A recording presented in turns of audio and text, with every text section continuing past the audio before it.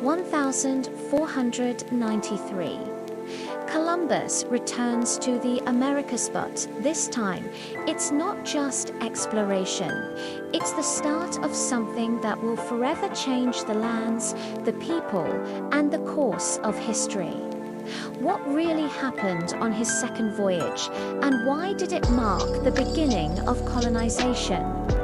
By the end of this video, you'll understand the shocking truth behind Columbus' return and why history textbooks barely tell the full story.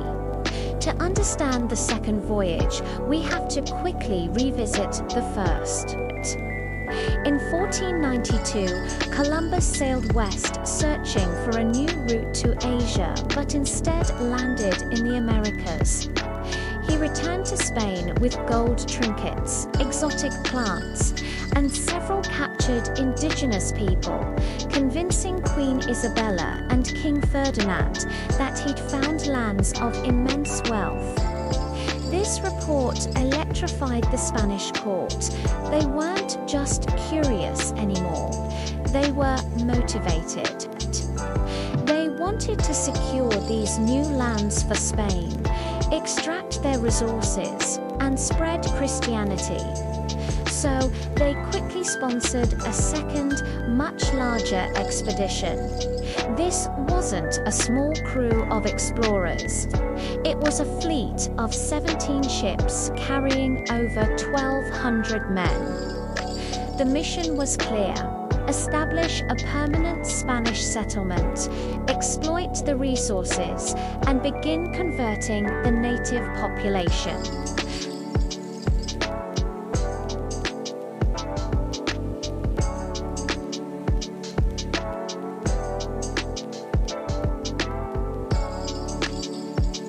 They saw an opportunity for incredible wealth from gold and other resources.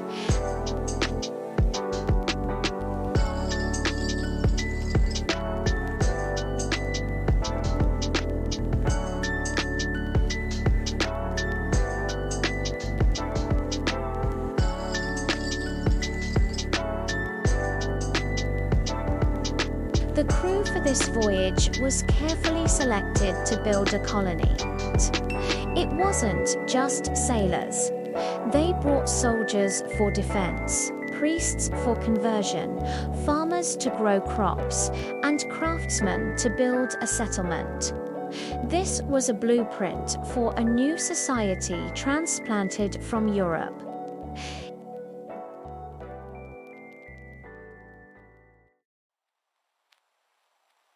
Their route was more direct this time, a testament to the navigational knowledge gained on the first trip. This voyage wasn't an accident or a simple discovery. It was a calculated, organized plan for colonization. After about a month at sea, the fleet made landfall in the Lesser Antilles. They sailed through the Caribbean islands, eventually arriving at the northern coast of Hispaniola, which is modern-day Dominican Republic and Haiti. Here, Columbus decided to establish the very first European settlement in the Americas, La Isabela. But from the beginning, the colonists faced immense challenges they were not prepared for. The tropical environment was harsh. Diseases like malaria and yellow fever quickly spread through the Spanish ranks.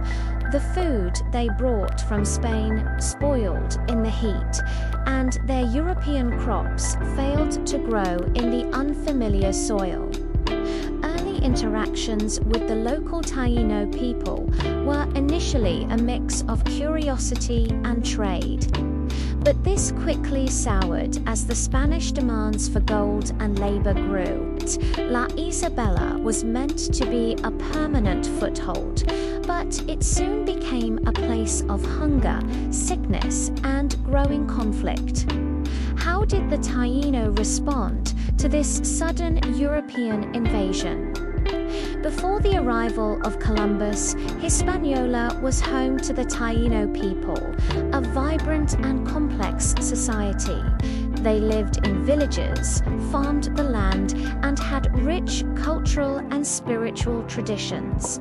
The Spanish arrival shattered their world.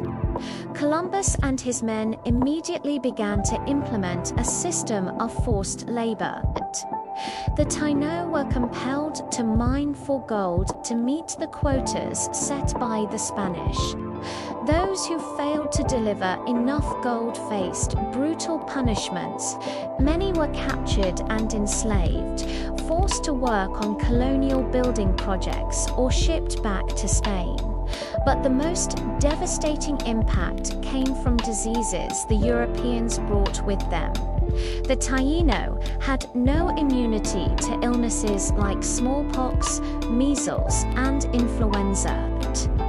These diseases swept through their communities like wildfire, causing a catastrophic population collapse. Within just a few decades of Columbus's arrival, the Taino population on Hispaniola was decimated. A tragic consequence of this first wave of colonization. The Spanish strategy for colonization was systematic. It wasn't just about building a fort. It was about imposing a new order. A key part of this was the Encomienda system. In theory, it granted Spanish colonists the right to demand labor from indigenous people in exchange for protecting them and teaching them Christianity. In reality, it was a system of legalized slavery.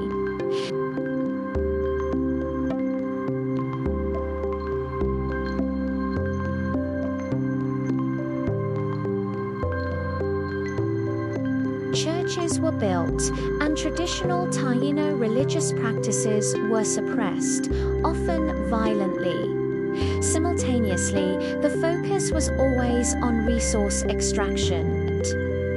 Gold was the primary obsession, but they also began cultivating cash crops like sugarcane, which would later fuel the transatlantic slave trade.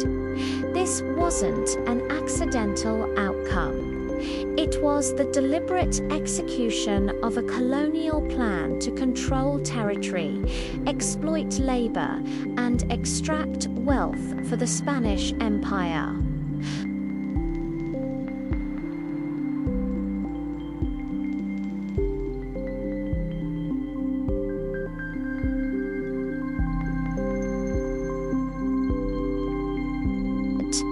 Led by chiefs known as caciques, they launched attacks against the Spanish settlements. Others fled into the mountains and remote parts of the island, trying to escape Spanish control. However, the Spanish had superior weapon steel swords, crossbows, and firearms and horses, which terrified the Taino. The rebellions were brutally suppressed. At the same time, life for the Spanish colonists wasn't easy. Many of them had come expecting to find instant wealth, not hardship. They faced constant hunger, disease, and the threat of attack. Discontent grew, leading to mutinies against Columbus's leadership. The long-term impact on the Taino was devastating. Their social systems collapsed, their culture was systematically destroyed, and their population was nearly wiped out. The story of their resistance is a crucial, though often overlooked, part of this history. The legacy of Columbus's second voyage is immense and far-reaching. This expedition established the very first European towns, forts, and plantations in the Americas, setting a template for centuries of colonization to come. It laid the foundation for the Spanish Empire in the New World and inspired other European powers to launch their own colonial projects. This voyage transformed the Americas from a land of independent indigenous nations into a contested territory for European empires. It directly led to the expansion of conquest, the establishment of exploitative economic systems, and ultimately the transatlantic slave trade. As the indigenous labor force was decimated and colonists turned to Africa for enslaved people. In this sense, the second voyage was far more significant than the first. It wasn't just a journey of discovery, it was the beginning of colonial domination, an event that reshaped the world and whose consequences are still being debated and felt today. Columbus's second voyage marked the beginning of a new era, one that would forever reshape the Americas. The consequences of these first settlements are still felt today. If you found this video eye-opening, make sure to like, comment with your thoughts, and subscribe for more untold history from the past. Thanks for watching.